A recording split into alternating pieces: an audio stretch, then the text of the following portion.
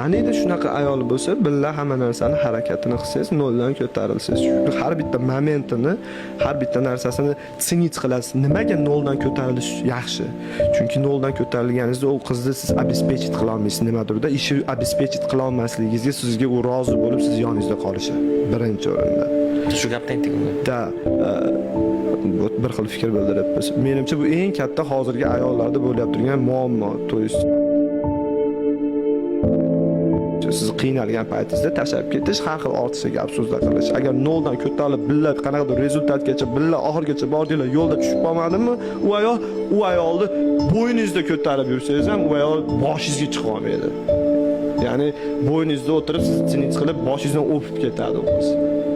Sizga shu bo'yningizni to'g'rilab yo'l-yo'lakay ko'rsatdi. Unaqa ayolni qo'lda ko'tarib bo'yningizga ushlab yurish. Qaniydi shunaqa ayol bo'lsa, bo'yningizda ko'tarib yursangiz ham u ayol boshingizga chiqa olmaydi.